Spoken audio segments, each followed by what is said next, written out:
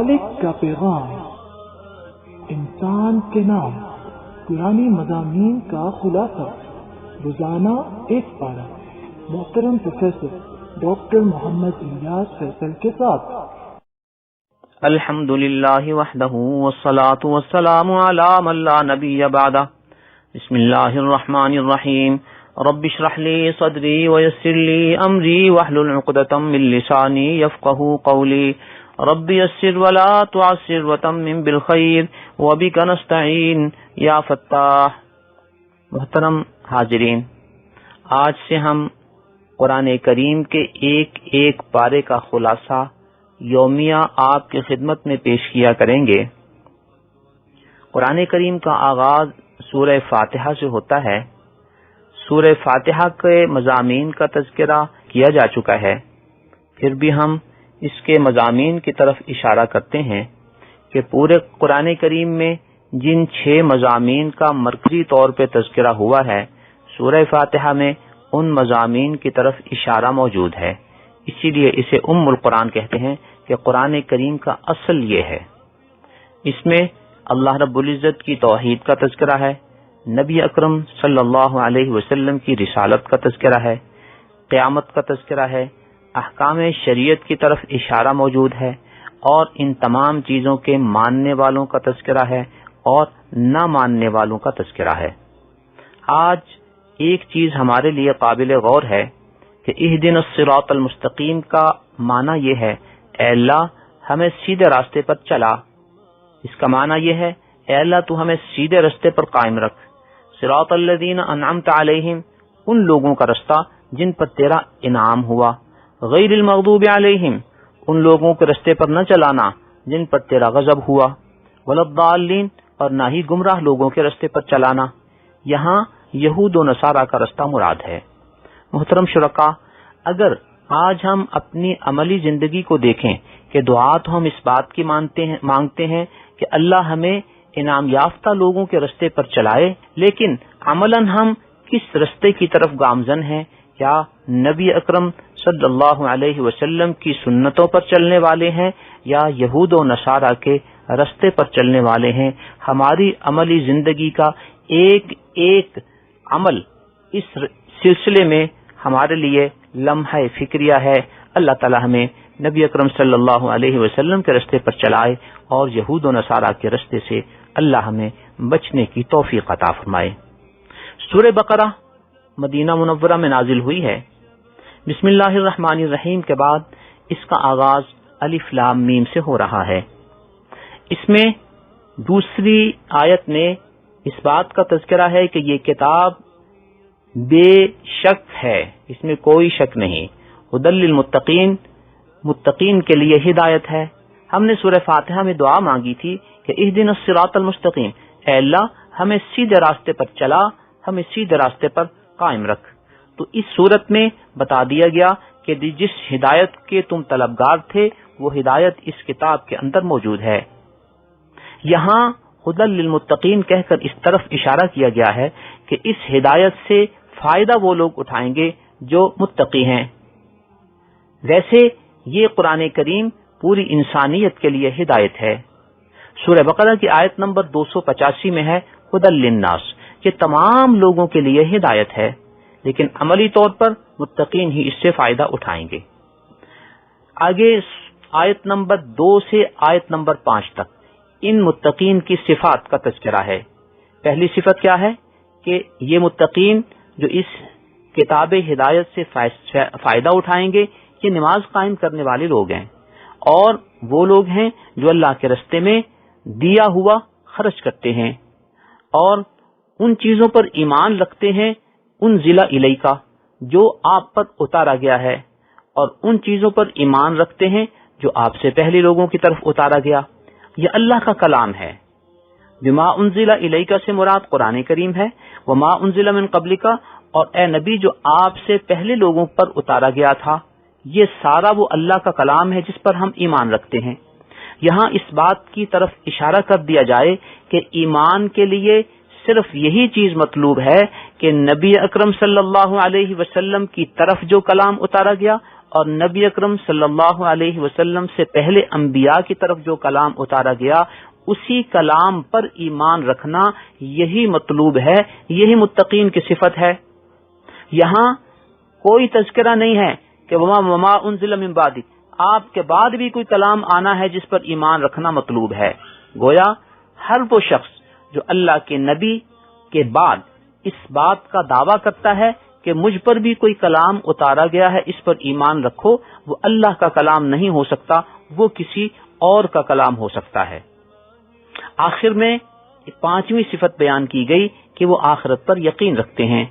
اللہ تعالیٰ نے آخری آیت میں اس بات کا اعلان فرما دیا کہ جن متقین میں یہ 5 صفتیں موجود ہوں گی یہ ہدایت یافتہ ہیں اور یہ فلاح پانے والے ہیں۔ محترم حاضرین، جب بھی کوئی دعوت دی جاتی ہے تو اس کے مد مقابل 3 طرح کے طبقے معرض وجود میں آتے ہیں۔ اس دعوت کو تسلیم کرنے والے اور اس کا انکار کرنے والے، اور ایک طبقہ وہ موجود ہوتا ہے جو زبانی طور پر اس دعوت کے ہمراہ ہوتا ہے لیکن دل سے اس کا مخالف ہوتا ہے۔ یہ منافقین کا گروہ ہے۔ یہاں آیت نمبر 2 سے آیت نمبر 5 تک اللہ رب العزت کے اس دین کے ماننے والوں کا تذکرہ ہے، اور آیت نمبر 6 اور 7 میں ان لوگوں کا تذکرہ ہے جنہوں نے اس دعوت کا انکار کیا، اس دین کو تسلیم نہیں کیا۔ آیت نمبر 8 سے آیت نمبر 20 تک منافقین کا تذکرہ ہے اور ان کی سزا کا تذکرہ ہے۔ شروع میں منافقین کی 3 باتوں کا ذکر کیا گیا۔ پہلی بات یہ ہے کہ وہ کہتے ہیں آمنا باللہ، کہ ہم اللہ پر ایمان لائے اور قیامت کے دن پر ایمان لائے۔ اللہ فرماتے ہیں وما ہم بمؤمنین، یہ ایمان والے لوگ نہیں ہیں۔ دوسری ان کی بات یہ کہی گئی کہ یہ اپنے بارے میں یہ دعویٰ کرتے ہیں کہ ہم معاشرے میں اصلاح کرنے والے لوگ ہیں، ہم امن پھیلانے والے لوگ ہیں۔ اللہ فرماتے ہیں کہ حقیقت میں یہ لوگ فسادی طبقہ ہیں۔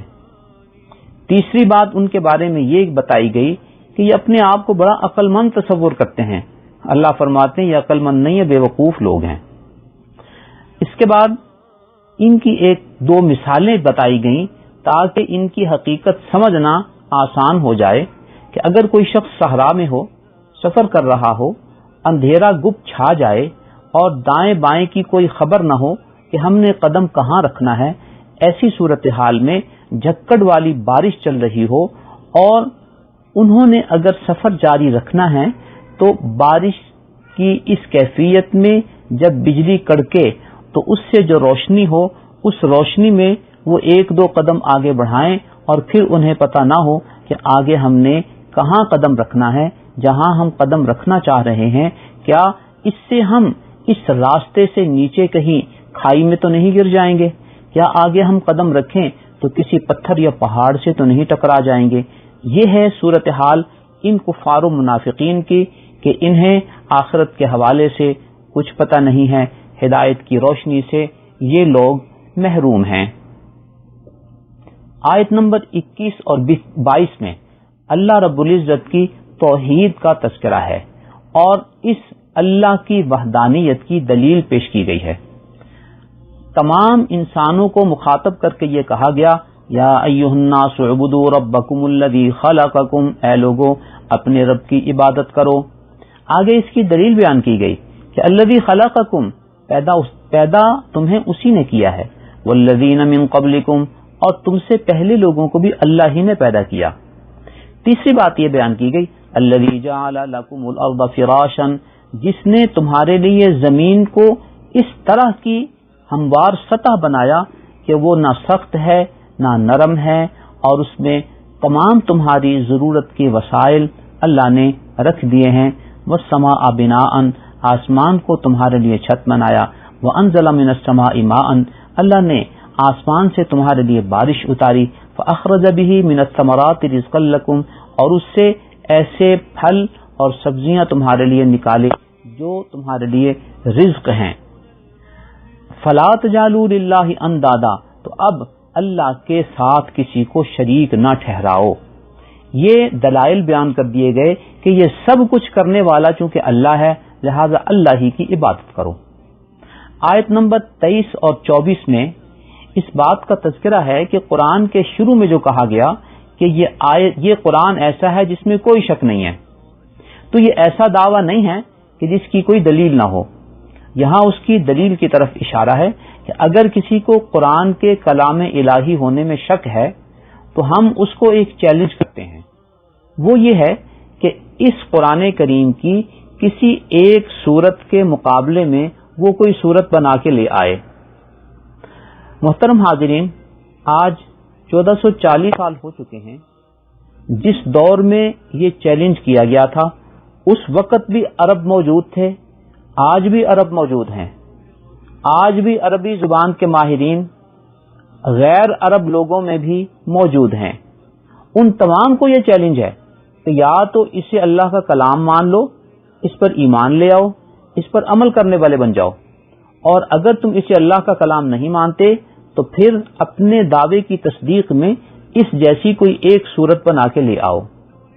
جب تم نہیں لا سکتے تو یقیناً یہ اللہ کا کلام ہے اور اس میں اس شک کی کوئی گنجائش نہیں ہے کہ ہو سکتا ہے یہ اللہ کا کلام نہ ہو.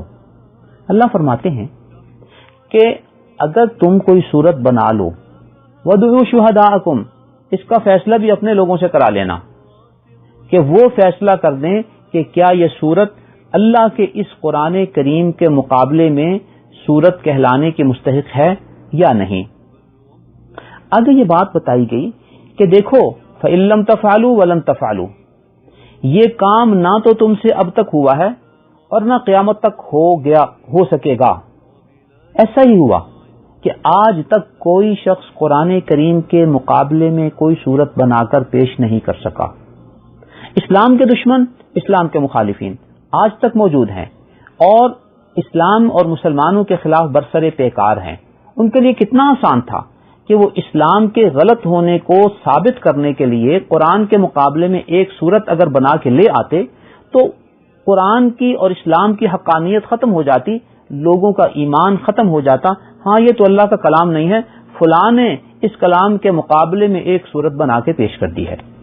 یوں محترم حاضرین، یہ قرآن کریم اللہ تعالیٰ کا وہ معجزہ ہے جو اللہ نے نبی اکرم صلی اللہ علیہ وسلم کو عطا فرمایا تھا اور قیامت تک یہ معجزہ قائم ہے. یوں نبی اکرم صلی اللہ علیہ وسلم کی حیات طیبہ میں جن لوگوں نے نبی اکرم صلی اللہ علیہ وسلم کے براہ راست معجزے دیکھے تھے اور اسلام اور ایمان کی حقانیت کو تسلیم کیا تھا، قیامت تک آنے والی انسانیت کے لیے نبی اکرم صلی اللہ علیہ وسلم کا معجزہ قرآن کریم کی شکل میں موجود ہے. آگے آیت نمبر 30 سے آیت نمبر 38 تک حضرت آدم علیہ السلام کی پیدائش اور اس سے متعلقہ واقعات کا تذکرہ ہے. اس میں اللہ تعالیٰ نے اس بات کا اعلان فرمایا کہ میں نے زمین میں اپنے نظام کو چلانے کے لیے ایک خلیفہ بنانا ہے. اس کے لیے آدم علیہ السلام اور ان کی اولاد کا انتخاب ہوا تکوینی طور پر. اس سلسلے میں جو واقعات ہوئے ان میں تخلیق آدم کے بعد اللہ تعالیٰ نے ملائکہ کو اور جنات کے نمائندے شیطان کو یہ حکم دیا کہ آدم علیہ السلام کو سجدہ کرو. ملائکہ نے سجدہ کیا، ابلیس نے سجدہ نہیں کیا. آگے چل کر حضرت آدم علیہ السلام جنت میں رہ رہے تھے کہ ان سے اللہ کے ایک حکم کی پاسداری نہیں ہو سکی اور اس حکم کی پاسداری نہ ہونے کی وجہ سے حضرت آدم علیہ السلام نے توبہ کی. اللہ تعالیٰ نے ان کی توبہ قبول فرما لی. آدم علیہ السلام کامیاب ہو گئے جبکہ ابلیس نے اللہ کے حکم کی نافرمانی کی اور بجائے توبہ کے اس پر اکڑا. یہ دو نمونے اللہ تعالیٰ نے تخلیق آدم کے بعد بتا دیے کہ اگر کسی سے کوئی غلطی ہو جائے، وہ اللہ سے توبہ کر لے تو وہ آدم علیہ السلام کی طرح ہے کہ اس کی توبہ قبول کر لی جائے گی اور اس کو اللہ کا فرما بردار شمار کیا جائے گا. لیکن اگر اللہ کی نافرمانی کے بعد کوئی شخص اس پہ اکڑا رہے، ڈٹا رہے، تو اس کی مثال شیطان کی ہوگی اور وہ قیامت تک ناکام ہونے والے لوگوں میں سے ہوگا۔ یوں اللہ تعالیٰ نے فرمایا کہ اب آدم علیہ السلام کو اس حکم کی پاسداری نہ کرنے کی وجہ سے میں دنیا میں بھیج رہا ہوں زمین پر۔ یہاں ایک لفظ ارشاد فرمایا کہ تم زمین پر جاؤ، بعضکم لبعض عدو۔ یہاں ایک طبقہ تمہارا مخالف اور دشمن ہوگا۔ گویا کہ اللہ نے بتا دیا کہ یہ شیطان تمہارا دشمن ہے، اب اس کی مان کر چلو گے ناکام رہو گے، اس سے بچ کے رہو گے کامیاب ہو جاؤ گے۔ اور ساتھ ہی ساتھ فرمایا فَإِمَّا يَأْتِيَنَّكُم مِّنِّي هُدًى، آدم علیہ السلام کی اولاد میں میری ہدایت کے نزول کا سلسلہ تمہارے پاس ہوتا رہے گا، اللہ کی طرف سے ہدایت آتی رہے گی۔ یہاں دو طبقے پیدا ہوں گے، فَمَنِ اتَّبَعَ هُدَايَ، جس نے میری اس ہدایت کی پیروی کی، فَلَا خَوْفٌ عَلَيْهِمْ وَلَا هُمْ يَحْزَنُونَ، یہ کامیاب لوگ ہوں گے، ان پر کوئی خوف و غم نہیں ہوگا۔ والذین کفروا، جن لوگوں نے اس ہدایت کو قبول نہیں کیا یہ ناکام ہونے والے لوگ ہیں اور ان کو آخرت میں سزا دی جائے گی۔ آیت نمبر 40 کے بعد بنو اسرائیل کا تذکرہ ہے۔ بنو اسرائیل سے مراد حضرت آدم علیہ السلام کی اولاد میں حضرت اسحاق علیہ السلام کے بعد حضرت یعقوب علیہ السلام ہیں۔ حضرت یعقوب علیہ السلام کا نام اسرائیل تھا اور ان کی اولاد میں جو لوگ آئے ان کو بنو اسرائیل کہتے ہیں، جبکہ حضرت ابراہیم علیہ السلام کے ایک اور بیٹے حضرت اسماعیل علیہ السلام تھے، ان کی اولاد بنو اسماعیل کہلاتی تھی۔ نبوت کا سلسلہ عمومی طور پر بنو اسرائیل میں چلتا رہا اور حضرت اسماعیل علیہ السلام پر تو نبوت آئی لیکن ان کی اولاد میں نبوت کا سلسلہ رکا رہا، یہاں تک کہ آخری نبی سید الانبیاء حضرت محمد الرسول اللہ صلی اللہ علیہ وسلم بنو اسماعیل میں نبی بن کر آئے۔ گویا ابراہیم علیہ السلام کی اولاد میں حضرت اسماعیل علیہ السلام کے سلسلے سے صرف حضرت محمد الرسول اللہ صلی اللہ علیہ وسلم نبی بن کر تشریف لائے، جبکہ بنو اسرائیل میں انبیاء کا سلسلہ جاری رہا۔ اس بنی اسرائیل کی اصطلاح کو سمجھنے کے بعد آگے بنو اسرائیل پر اللہ تعالیٰ نے جو انعامات کیے تھے ان انعامات کا تذکرہ کر کے ان کو دین کی دعوت دی گئی ہے، اور ساتھ ہی ساتھ مسلمانوں کو یہ سمجھایا گیا ہے کہ دیکھو بنو اسرائیل پر یہ انعامات ہوئے تھے لیکن انہوں نے اللہ کی دین کی دعوت کو تسلیم نہیں کیا اور اس پر عمل نہیں کیا، نتیجہ یہ ہوا کہ وہ ناکام و نامراد ہوئے۔ تم بھی اگر اللہ کے دین کی پیروی نہیں کرو گے، اللہ کے دین سے وابستہ نہیں رہو گے تو تمہارا بھی حشر وہی ہوگا جو بنو اسرائیل کا ہوا، وہ ذلت و رسوائی کا سہارا بنے، ذلت و رسوائی ان کا مقدر بنی، اور اس کی بنیاد کیا تھی؟ ذالک بما عصوا وکانوا یعتدون، کہ وہ اللہ کے نافرمان تھے اور حد سے تجاوز کرنے والے لوگ تھے۔ اللہ تعالیٰ نے بنو اسرائیل کو جو انعامات یاد دلائے ان میں ان کو بتایا گیا دیکھو اللہ نے تمہیں فرعون سے نجات دی، فرعون سے نجات پانے کی وجہ سے یہ لوگ آگے بڑھے اور ان کی اولاد میں تم آئے۔ اگر نجات نہ ملتی اور وہ تمہارے مردوں کو قتل کا سلسلہ جاری رکھتا تو تمہاری نسل کیسے آگے بڑھتی؟ اللہ تعالیٰ نے تمہیں اس وقت سمندر میں رستہ دیا جب تم وہاں سے ہجرت کر کے نکلے تھے، آگے تمہارے سمندر تھا، پیچھے فرعون کا لشکر تھا۔ اللہ نے تمہیں اس سمندر میں یا دریا میں رستہ دے دیا، جبکہ پیچھے سے آنے والے فرعون کو اسی دریا میں تباہ و برباد کر دیا۔ یہ سارے انعامات کا سلسلہ جو تم پر ہوا اور ان انعامات کی وجہ سے تمہارا وجود قائم ہوا اور آج تم نبی اکرم صلی اللہ علیہ وسلم کے دور میں زندگی گزار رہے ہو، تو تم کامیابی چاہتے ہو تو اللہ کی اس ہدایت کو تسلیم کر لو، ورنہ ناکام و نامراد ہی رہو گے۔ آیت نمبر 67 سے آیت نمبر 73 تک بنو اسرائیل میں ایک واقعے کا تذکرہ ہے کہ ان کے ہاں ایک مالدار شخص تھا جس کی اولاد نہیں تھی، اس کے رشتہ دار نے اس کو قتل کر دیا تاکہ اس کی دولت پر قبضہ کر لے، اور اس قتل کا دعویٰ کسی اور شخص پر کر دیا۔ لوگ پریشان ہوئے کہ اصل قاتل کون ہے۔ اللہ تعالیٰ کی طرف سے یہ رہنمائی آئی کہ تم ایک گائے ذبح کرو اور اس گائے کا گوشت اس شخص کے جسم کے ساتھ لگاؤ۔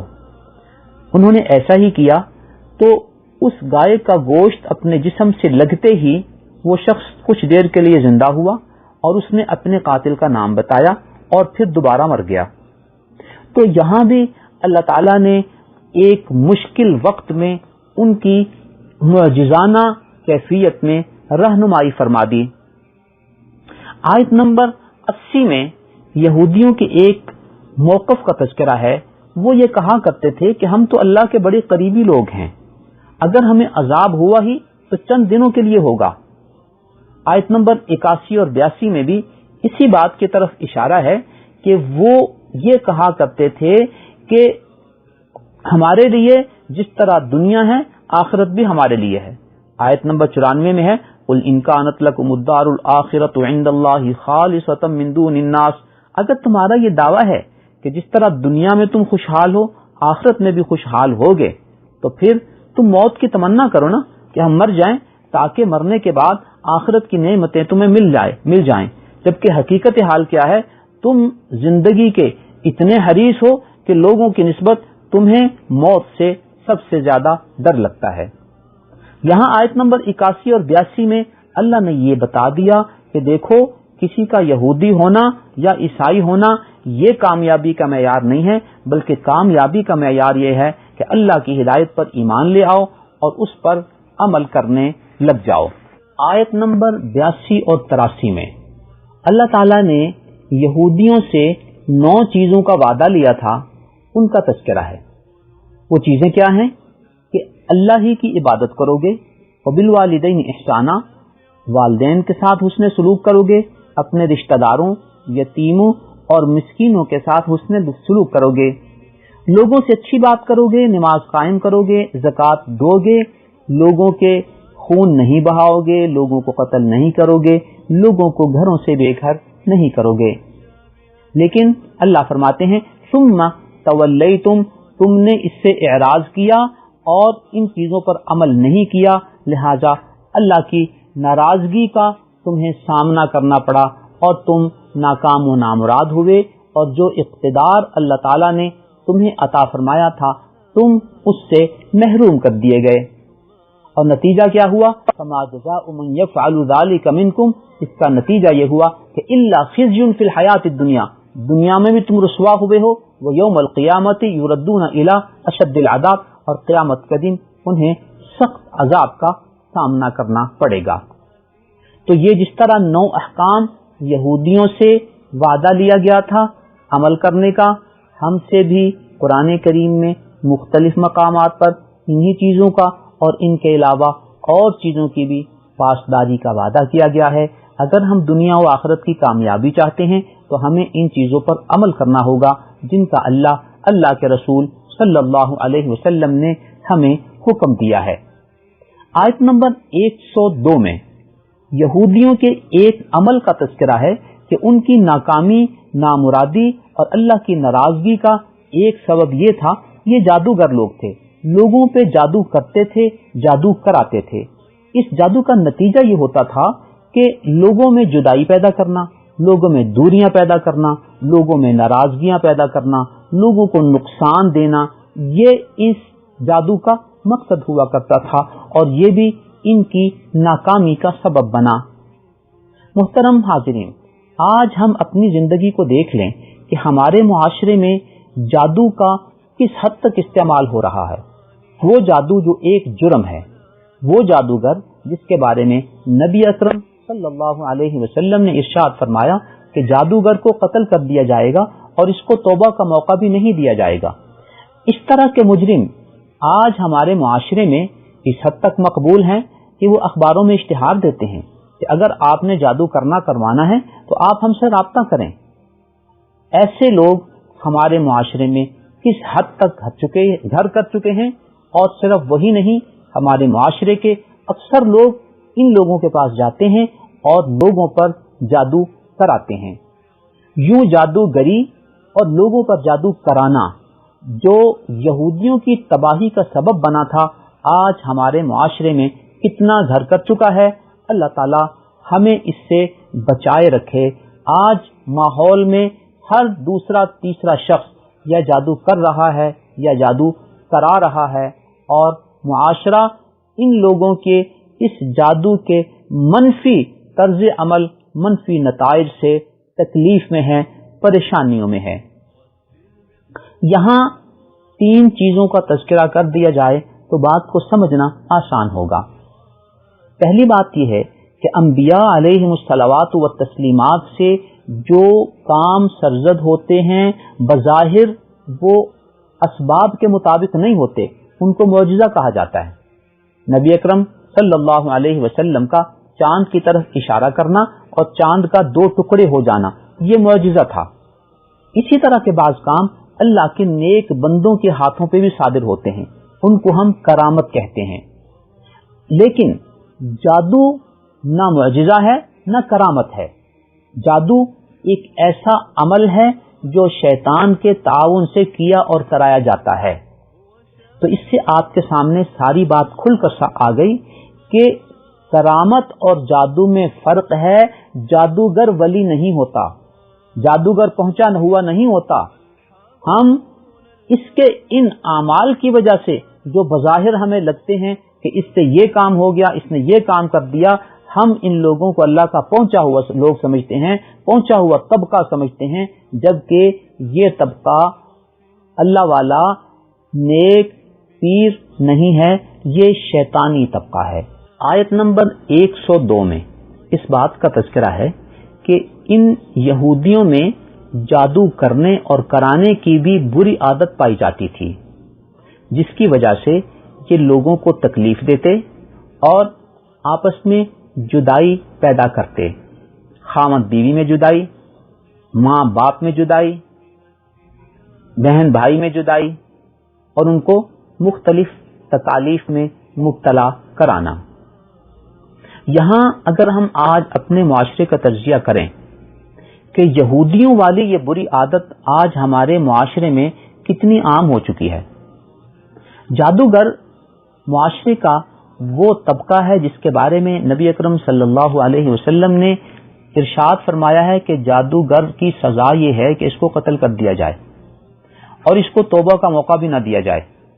لیکن آج ہمارے ہاں جادوگروں کے اشتہارات اخبار میں چھپتے ہیں اور انہوں نے بورڈ لگائے ہوتے ہیں جادو کرنے اور کرانے کے لیے، جس کی وجہ سے ہمارے معاشرے کا ہر دوسرا تیسرا فرد ان لوگوں کی تکلیفوں کی زد میں ہے اور پریشانیوں کا شکار ہے۔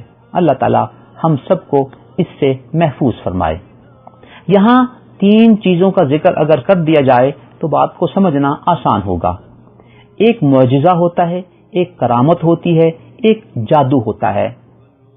نبی کے ہاتھ پر اگر کوئی ایسا عمل ظاہر ہو جو بظاہر اسباب کے مطابق نہیں ہے، جیسے نبی اکرم صلی اللہ علیہ وسلم نے انگلی کا اشارہ کیا چاند کی طرف اور چاند 2 ٹکڑے ہو گیا، یہ نبی اکرم صلی اللہ علیہ وسلم کا معجزہ تھا۔ اسی طرح کا اگر کوئی عمل کسی نیک آدمی کے ہاتھ پہ ظاہر ہو تو اسے کرامت کہتے ہیں۔ لیکن واضح رہے کہ جادو کرامت نہیں ہے، جادو ایک شیطانی عمل ہے۔ لیکن افسوس کی بات ہے کہ ہمارے ہاں جادو اور کرامت کا فرق نہ سمجھنے کی وجہ سے ہمارے لوگ جادوگر کو بھی بزرگ سمجھ لیتے ہیں، انہیں پیر بنا لیتے ہیں اور انہیں پہنچا ہوا شخص تصور کرتے ہیں، جبکہ وہ شیطان کا آلہ کار ہوتا ہے۔ تو یوں اس یہودیوں میں جادو کرنے کرانے کا جو عمل اللہ کی ناراضگی کا سبب بنا تھا، یہ چیز آج ہمارے معاشرے میں بھی گھر کر چکی ہے۔ اللہ اس سے ہماری حفاظت فرمائے اور اس کی شر سے بھی ہماری حفاظت فرمائے۔ آیت نمبر 104 میں نبی اکرم صلی اللہ علیہ وسلم کا ایک ادب بتایا گیا ہے۔ یا ایھا الذین آمنوا لا تقولوا راعنا، اے لوگو نبی کو راعنا نہ کہو۔ راعنا ایک ایسا لفظ تھا جو مسلمان تو ادب کے لیے استعمال کرتے، لیکن یہودیوں کے ہاں یہ ایک گالی کا لفظ تھا، تو وہ نبی اکرم صلی اللہ علیہ وسلم کی محفل میں بیٹھے ہوئے آپ کے لیے راعنا کا لفظ استعمال کرتے اور پھر آپس میں ہنستے ٹھٹھا کرتے کہ دیکھو ہم نے ان کے نبی کو راعنا کہہ کر گالی دی ہے اور ان کو پتہ بھی نہیں چلا۔ اللہ تعالی کی طرف سے انہیں منع کر دیا گیا اور اس بات کی نشاندہی کر دی کہ یہ لوگ راعنا کہہ کر نبی کی بے ادبی کرنا چاہتے ہیں، لہذا نبی کے شان میں کوئی ایسا لفظ بھی استعمال نہ کیا جائے جس میں کسی قسم کی بے ادبی کا پہلو ہو۔ جب نبی کی بے ادبی سے بھی قرآن نے روک دیا تو نبی کی گستاخی یا نبی کو گالی دینا یہ ناموس رسالت کے حکم کے اعتبار سے نبی کے تقدس کو پامال کرنا ہے۔ اللہ اس سے ہم سب کی حفاظت فرمائے۔ آیت نمبر 109 میں یہود و نصارہ کے ایک طرز عمل کی نشاندہی کی گئی ہے کہ ود کثیر من اہل کتاب، بہت سارے یہودی اور عیسائی وہ یہ چاہتے ہیں یردونکم من بعد ایمانکم کفارا، کہ تمہیں ایمان سے پلٹا کر دوبارہ کفر کی طرف لے آئیں۔ وجہ کیا ہے؟ حسدم من عند انفسکم، اللہ نے جو کچھ تمہیں عطا فرمایا ہے انہیں اس پہ حسد ہے اور اس سے تمہیں محروم کرنے کے لیے یہ تمہیں اسلام اور ایمان سے محروم کر کے دوبارہ یہودی اور عیسائی بنانا چاہتے ہیں، اور جس طرح وہ خود ناکام ہیں تو وہ چاہتے ہیں کہ تمہیں بھی کامیابی میسر نہ آئے۔ تو یوں محترم سامعین، آج اگر ہم اپنی زندگی کو دیکھیں تو یہود و نصارہ کے تمام وسائل ہمارے طرز معاشرت، ہمارے دین اور ہمارے کلچر، ہمارے عقیدے پر حملہ آور ہیں۔ اس کے پس منظر میں ان کا وہی جذبہ ہے کہ جس طرح وہ اللہ کی اس نعمت سے محروم ہیں، وہ حسد کی وجہ سے ہمیں بھی اس سے محروم کرنا چاہتے ہیں۔ آیت نمبر 116 میں یہود و نصارہ کے ایک ایسے عقیدے کا ذکر کیا گیا ہے جو اللہ تعالیٰ کی ناراضگی کا سبب بنا۔ وقالوا اتخذ اللہ ولدا، انہوں نے اللہ رب العزت کی شان میں یہ گستاخانہ جملہ کہا کہ اللہ کا بیٹا ہے۔ یہودیوں نے یہ کہا کہ عزیر اللہ کا بیٹا ہے، عیسائیوں نے یہ کہا کہ عیسیٰ اللہ کا بیٹا ہے۔ اللہ فرماتے ہیں سبحانہ، اللہ اس طرح کی اولاد کی نسبت سے اور ہر قسم کے عیب سے بالکل پاک ہے۔ اس طرح کی چیز کو اللہ کی طرف منسوب کرنا یہ اللہ تعالیٰ کی ناراضگی کا سبب ہے۔ اللہ کے ساتھ کسی کو شریک کرنا یا کسی چیز کی نسبت اللہ کی طرف شرک کے انداز میں کرنا اللہ تعالیٰ کی ناراضگی کا سبب بنتا ہے۔ آیت نمبر 120 میں یہود و نصارہ کی ایک نفسیات کا تذکرہ کیا گیا۔ وَلَن تَرْضَىٰ عَنْكَ الْيَهُودُ وَلَا النَّصَارَىٰ حَتَّىٰ تَتَّبِعَ مِلَّتَهُمْ، آپ لوگ اگر یہود و نصارہ کو راضی کرنا چاہتے ہو نا تو ایک اصول ذہن میں بٹھا لو کہ یہود و نصارہ تم سے اس وقت تک راضی نہیں ہوں گے حتیٰ تتبع ملتہم، جب تک کہ تم خود یہودی عیسائی نہ بن جاؤ۔ لیکن بتا دیا گیا وَلَئِنِ اتَّبَعْتَ أَهْوَاءَهُمْ، اگر تم نے ان لوگوں کی پیروی کر لی تو پھر یاد رکھو اللہ تم سے ناراض ہو جائے گا۔ تو گویا آج کے دور میں بھی ہم اگر بعض معاہدوں کے ذریعے یہود و نصارہ کو راضی کرنا چاہتے ہیں تو وہ ہم سے اس وقت تک راضی نہیں ہوں گے جب تک کہ ہم اسلام سے دستبردار نہ ہو جائیں۔ اس وقت تک وہ یہود و نصارہ ہم سے راضی نہیں ہوں گے تو ہمارے ان کو راضی کرنے کی کوششیں کرتے رہنا اور اس طرح کے معاہدے کرتے رہنا یہ سراب میں پانی کو تلاش کرنے کے مترادف ہے۔ آیت نمبر 124 میں حضرت ابراہیم علیہ السلام کے اس منصب کا تذکرہ ہے کہ وَإِذِ ابْتَلَىٰ إِبْرَاهِيمَ رَبُّهُ بِكَلِمَاتٍ فَأَتَمَّهُنَّ، اللہ تعالیٰ نے ابراہیم علیہ السلام کی مختلف انداز میں آزمائش کی۔ اس آزمائش کے بعد اللہ نے ان کو انعام یہ دیا کہ فرمایا انی جاعلک للناس اماما، اب میں تجھے انسانیت کے لیے ایک امام اور قائد کا مقام عطا فرما رہا ہوں کہ تم ان امتحانات میں کامیاب ہو گئے ہو۔ یوں محترم حاضرین، اللہ رب العزت کے انعامات کے حصول کے لیے اس دنیا میں جو ہمیں امتحان گاہ میں بھیجا گیا ہے ان میں کامیابی کی شکل میں اللہ رب العزت کے انعامات ملتے ہیں۔ آگے بیت اللہ شریف کی تعمیر کا تذکرہ ہے حضرت ابراہیم علیہ السلام اور حضرت اسماعیل علیہ السلام کے حوالے سے۔ یہاں اس بات کی طرف اشارہ کر دیا جائے کہ بیت اللہ پہلے سے بھی موجود تھا۔ قرآن کریم کی دوسری آیت میں ہے ان اول بیت وضع للناس للذی ببکۃ مبارکا، اس دنیا میں سب سے پہلا جو گھر بنا ہے وہ بیت اللہ ہے جو زمین پر قائم ہوا۔